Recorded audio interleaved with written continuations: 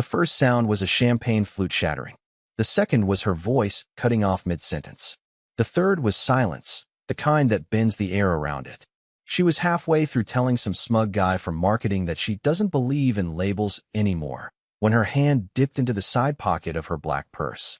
She was smiling, flushed, maybe tipsy, maybe just glowing from attention. But then she touched it. First the ring, then the note. I watched her fingers go still, just two red-painted nails pinching something small and cold. Her smile twitched. Her mouth parted slightly. The guy kept talking, oblivious. He was saying something about craft gin, but she was no longer listening. She unfolded the note with one hand. I saw her eyes flick across the 6 words I'd written, and then I watched the color drain from her face like a pulled plug. She didn't look around. Not right away. That would have been too obvious. Corinne always had control, posture like glass, words like silk. But this time she cracked. Her bottom lip trembled. She crumpled the note slowly, like her hand didn't know whether to hide it or swallow it. I was across the room. No one else knew me there. That was the point. A +1 to a +1, someone's afterthought cousin. Invisible. Forgettable. The best disguise is insignificance. The night had started warm. Fake laughs. Glowing string lights hung across rented oak beams. Everyone looked just successful enough to pretend they weren't miserable. Corinne told me it was a small internal event, tight invite list. She told me I wasn't invited, but the address was saved in the Tesla's NAV history. Rookie move. And now here we were. Her co-worker's private property. Her co-worker's champagne in her glass.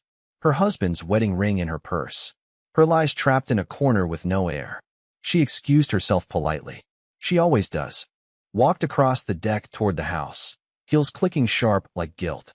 The guy she left behind blinked, confused, then immediately checked his phone. Typical. She disappeared inside. I waited, and then I followed. She moved fast, but not too fast. Just enough to look flustered, not suspicious. The kind of walk that says, I just need a second, when really, she needed the whole world to pause. I watched her slip inside the house, pushing through the glass door with that same elegance she wore like perfume.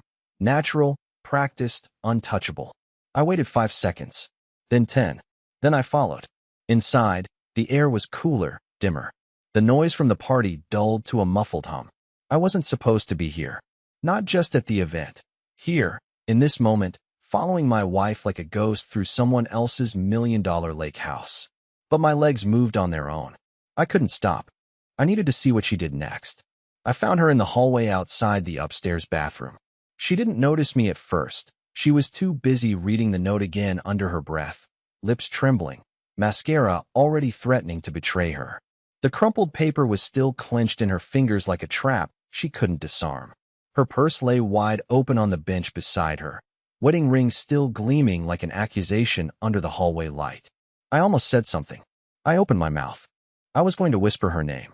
I don't even know why. What would that have accomplished? A confrontation? A confession? A collapse?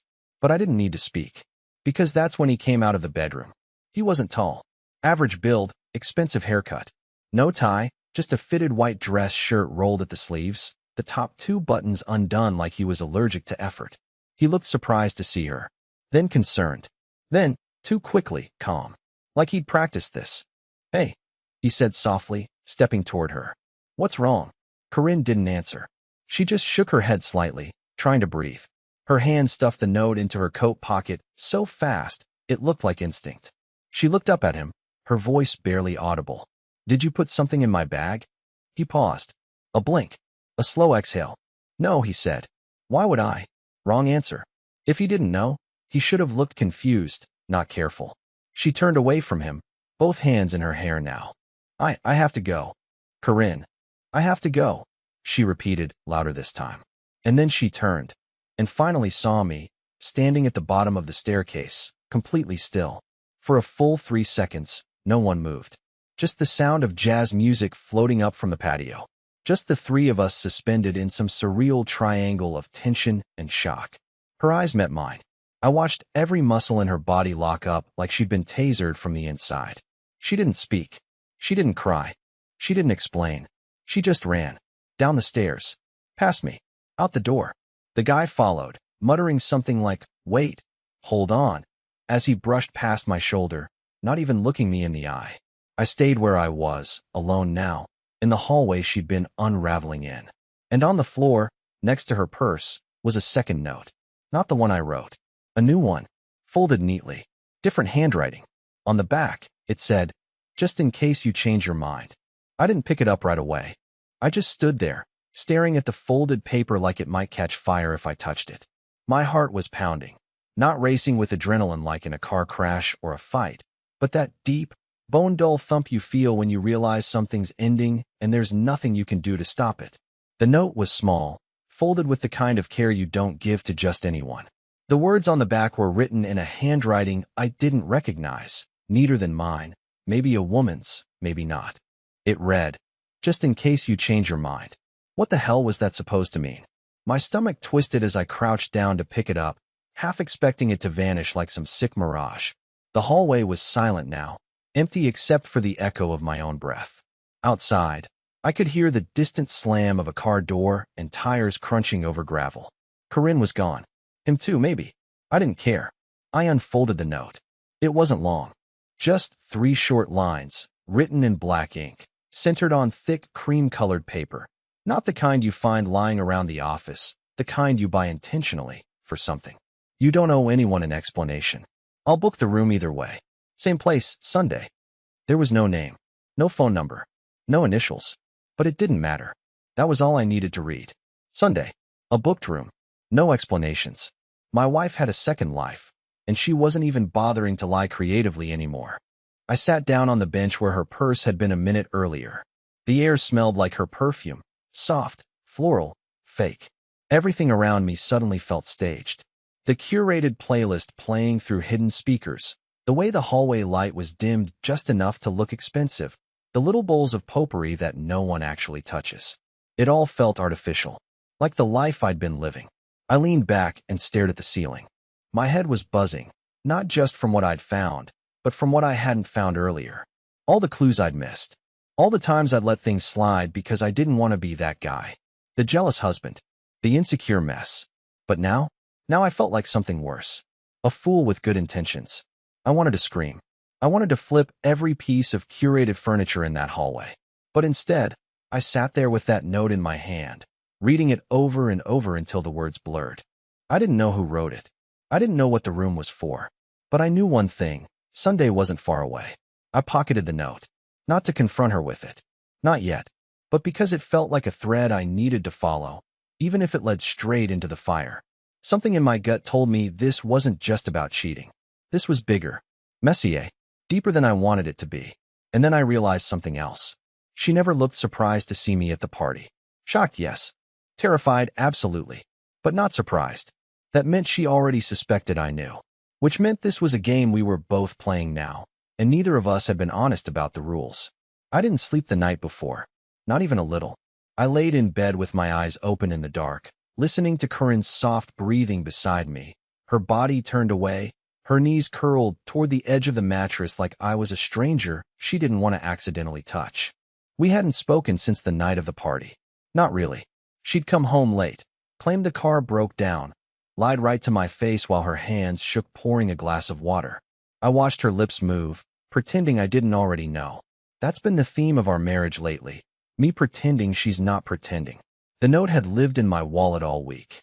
Folded into a perfect square, like a pressed leaf, untouched, but radioactive. I memorized the words, obsessed over the handwriting. Even Googled 5 different hotels that had room 213 available on Sunday. But in the end, I knew exactly where she'd be.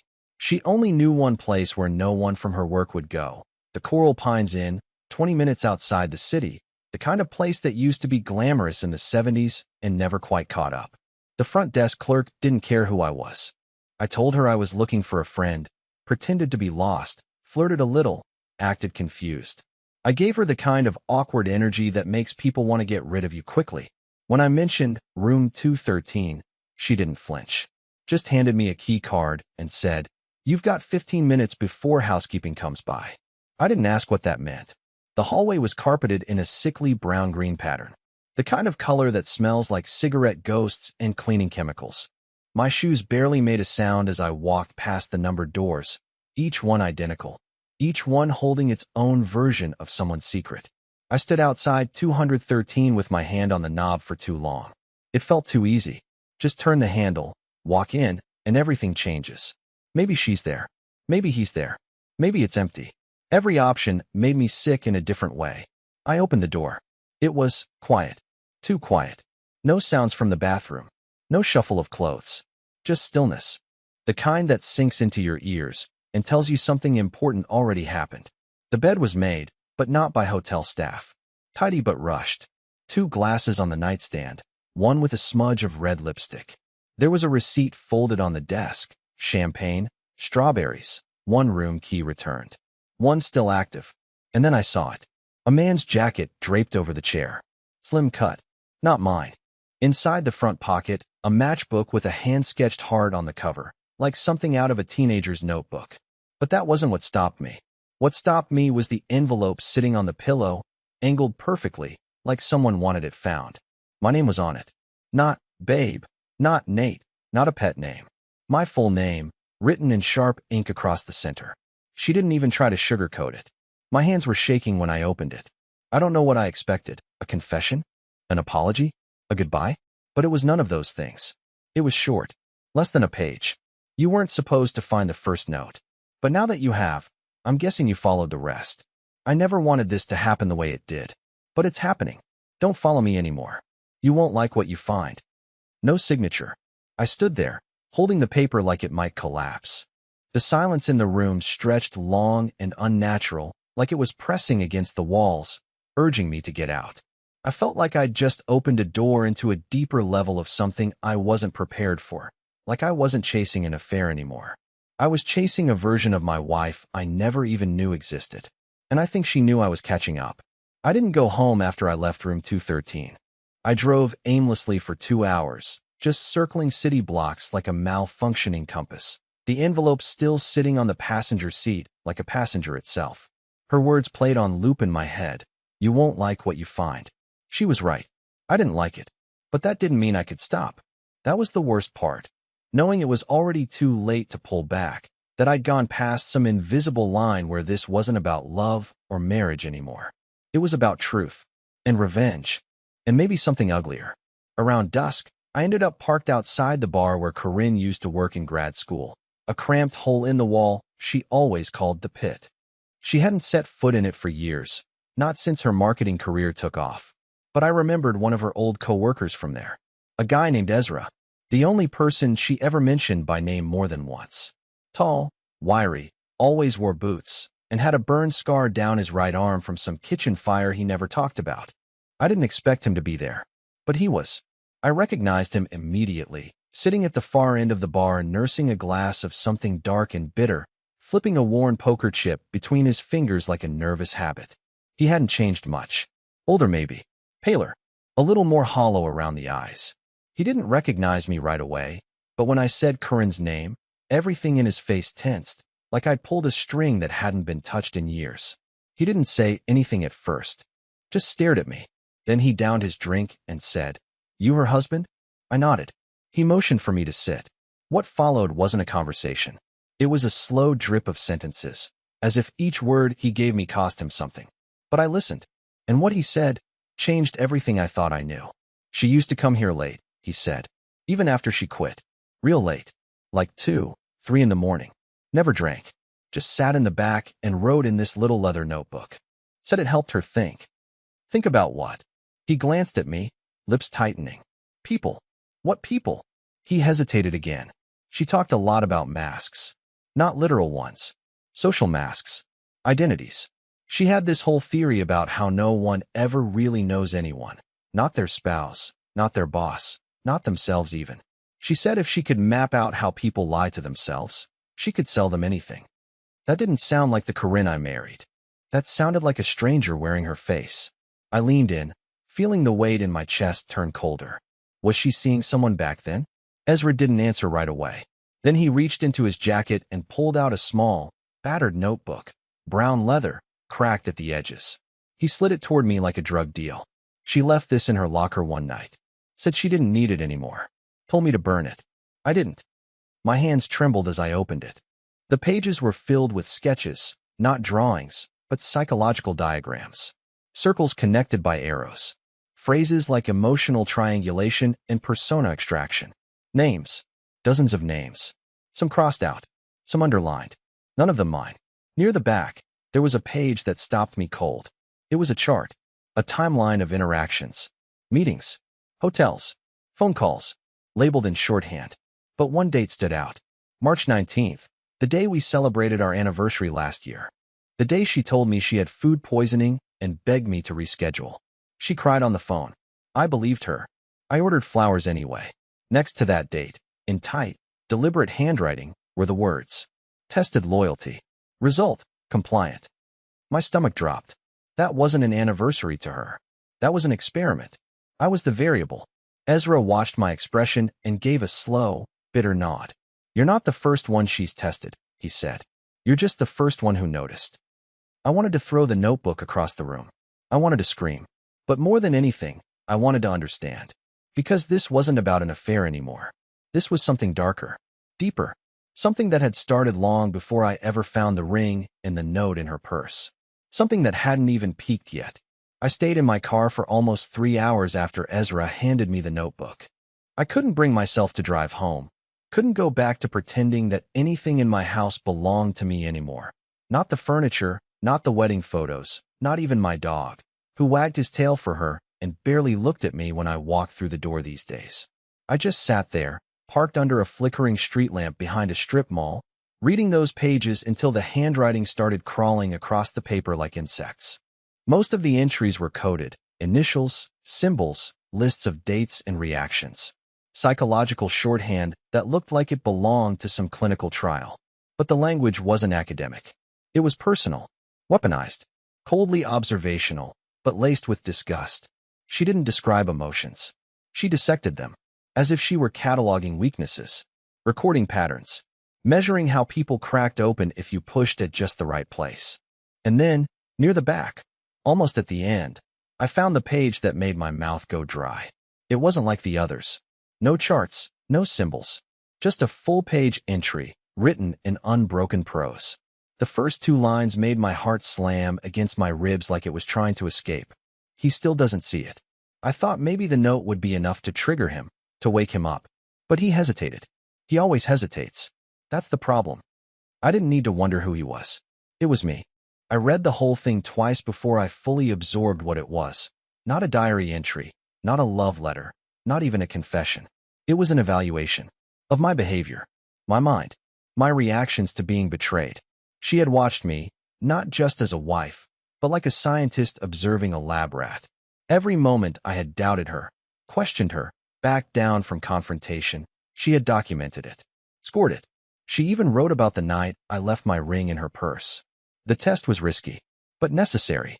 If he confronted me in public, I would have pivoted to control the narrative. But he didn't. He ran surveillance instead. Passive. Predictable. He lacks the capacity for controlled aggression.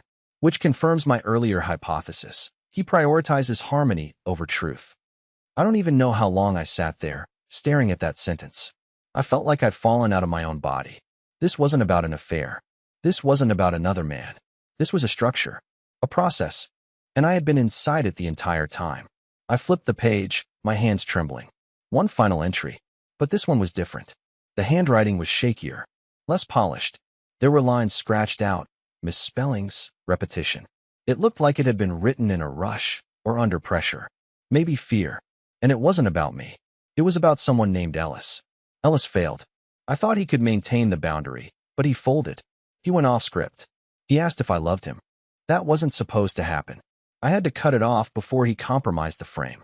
I blinked hard. Ellis. That name was familiar. I'd heard it before. Months ago. A throwaway story she told me over coffee. A former colleague who got too attached. She'd said it like it was a joke. A flattering problem. Some men just can't separate fantasy from reality. She had laughed. But now I saw the truth. He wasn't the unstable one. She was. Ellis had seen behind the curtain. And now he was gone. Cut off. Like a failed subject in a trial that went sideways. And suddenly, something terrifying clicked into place. The envelope she left for me in room 213. The one that said, "Don't follow me anymore." You won't like what you find. It hadn't been a warning out of guilt. It had been a last attempt to control the narrative. Because she knew I was getting too close to the pattern.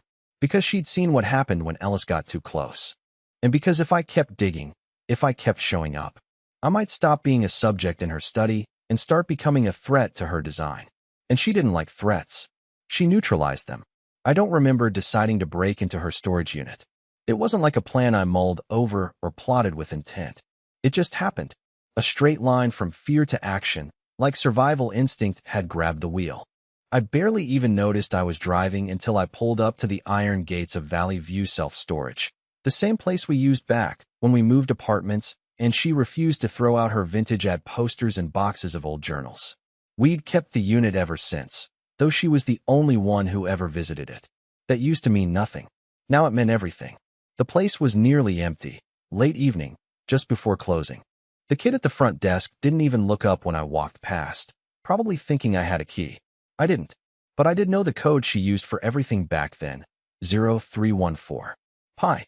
She thought it was clever, nerdy in a sexy way. I tried it on the keypad. The green light blinked. I was in. Unit hashtag B27 was halfway down the row. I stood in front of it for a long time. My hands were sweating through my jacket sleeves. I had no idea what I expected to find. Some secret stash of love letters? Burned out phones? A duffel bag of wigs and passports? But what I found when I pulled up that rattling metal door wasn't any of those things. At first glance, it looked innocent. Boxes. Dust. A rolled-up rug. A mannequin half-covered in a garment bag. But then I saw the back wall, or rather, the false wall. She'd constructed a partition. Plywood, painted to match the inside. Tucked behind a large cabinet that didn't need to be there. I moved it aside and knocked. Hello. My heart jumped. I found the edge of the panel, pried it open, and behind it was a narrow space, just wide enough to slip through. The air smelled like metal, plastic, and something else. Paper, maybe. Or ink. Or old electronics. Inside the hidden space, there was no light except from my phone screen. But it was enough to see what she'd built. Enough to feel the chill run down my spine. It wasn't a room. It was a control booth. There was a desk bolted to the floor, with a chair positioned in front of an array of objects. A laptop with no logo, stacks of small black notebooks, a camera lens detached from its body, and a pile of USB drives carefully labeled by date. On the wall above them, pinned like trophies, were screenshots. Dozens of them. I stepped closer. Faces. Names. Text messages. Email headers. Maps. Zoomed-in social posts. Annotated voice memos. Most of the faces I didn't recognize. A few I did. Former coworkers, old friends. That couple we used to double date with 3 years ago before they suddenly moved out of state. Some of the screenshots had sticky notes attached, with phrases that made my skin crawl. Broke script. Refused the second question. Cried too early. Adjusted pressure timing. Unexpected guilt response. Consider alternate trigger. Deleted conversation within 3 hours. Elevated control instinct. This wasn't just observation. This was design. Experimentation. Data collection on people. Not just lovers, not just friends, but subjects. Everything I'd feared, every paranoid nightmare I had let fester, was real. And I was one of many. But I was also different. Because I'd made it here. She hadn't expected that. I sat down in the chair. My hands hovered over the USBs. I picked one at random, dated 2 months ago, and plugged it into the laptop. Password protected, of course. But she'd always been consistent with her patterns. I tried 0314 again. It worked. The drive opened to a folder tree. Each folder had a name. Jonah K., V. Reynolds, Ellis S., Nate H. My breath caught. That was me. I clicked. Inside, audio files. Screen recordings. Video. A series of labeled entries with timestamps. My calls. My texts. Even footage. Me, walking down the street from 2 weeks ago. Shot from inside a car. This wasn't passive tracking. This was active surveillance. And she had been doing it for months. I opened one of the audio files. It was me talking in our bedroom. Saying something about dinner. She was replying. But what chilled me wasn't the content. It was the angle. She had recorded it from a device under the bed. My voice sounded hollow, distant, like I wasn't even human. That was the moment I realized. She had never been trying to protect a secret. She was building a case study. And I was Exhibit A, Something shifted in me then. Something small but final. The last thread of me that still thought this was salvageable. That maybe there was a version of events where she was lost, confused, ashamed. But no, Corinne wasn't confused. She was in control. And she had built this entire life as a lab. And now I had entered it. Without permission. Which meant she was going to know. And soon. Because one of the cameras in that hidden room, it blinked to life. I didn't run when I saw the camera blink to life. I didn't panic or scream or smash anything. Even though my hands were trembling so hard I could barely grip the desk. I just sat there, breathing through my nose, feeling something inside me grow still and sharp, like a long dormant instinct waking up. She was watching. Maybe not live. Maybe it was motion-triggered, saving clips for later. But she would know I'd been here. She would know I found everything. And you know what? Good. I stood up, reached into the drawer below the desk, and took one of the blank notebooks. The pages smelled fresh and used, untouched. I flipped to the first one and grabbed a pen from the cup. Then I did something simple. I wrote her a note. No more games. No more tests. I see you now. I'm walking away, not because I'm weak, but because I'm free. I left the notebook open on the desk, deliberately under the camera's gaze. Then I powered down the laptop, unplugged my USB folder from the drive, the only folder I touched, and slipped it into my pocket. I didn't burn the place down. I didn't destroy the evidence. I wasn't here for revenge anymore. Just closure. I closed the hidden wall behind me, moved the cabinet back into place, rolled the door down, and walked away without looking over my shoulder. Outside, the air felt different. Lighter. Not because things were fixed. They weren't. The woman I loved didn't exist, not in the way I'd imagined her. But the man who had lived in the shadow of her manipulation, he was finally gone, too. And something better had taken his place. I didn't go back to our house. I didn't call her. I didn't give her the confrontation she probably prepared for. No screaming match, no dramatic accusations. I went to my brother's place instead. Knocked on his door for the first time in 2 years. He opened it, half asleep, confused. I told him everything. Not every twisted detail, but the truth. Enough of it. I cried. He listened. He didn't say much, just pulled me into a hug that cracked something in me wide open. That was the beginning. The next few weeks were messy but honest. I quit the job I hated, got a temporary place, started therapy. I cut off contact with Corinne completely. No messages, no one last talk. No breadcrumbs left behind. She tried to reach out, of course. A message here. A letter mailed to my temp address. I didn't read them. I didn't need to. I already knew her language. I already understood the script. But I wasn't part of her experiment anymore. A few months later, I took the USB to a private data firm. They verified the surveillance. Helped me file a quiet legal action. Nothing messy. Nothing public. Just a protective wall between us that she couldn't cross again. The case was sealed. Quiet power. That's all I wanted. And now? Now I breathe differently. I wake up without a pit in my stomach. I take walks without checking over my shoulder. I laugh more, not because things are perfect, but because I know what real feels like now. I even started painting again. Something I hadn't done since college. Turns out when your life isn't a stage, you have time to remember who you were before the performance. And one day, when I least expected it, I met someone new. Her name's Amira. She doesn't play games. She doesn't test my loyalty like a science project. She asks questions. She waits for answers. She's not trying to solve me. She's just trying to know me. And I never thought I'd say this, but I'm glad Corinne left that note in her purse. I'm glad she found the ring. Because if she hadn't, I might still be living inside that illusion. And I never would have learned the difference between being in love and being studied.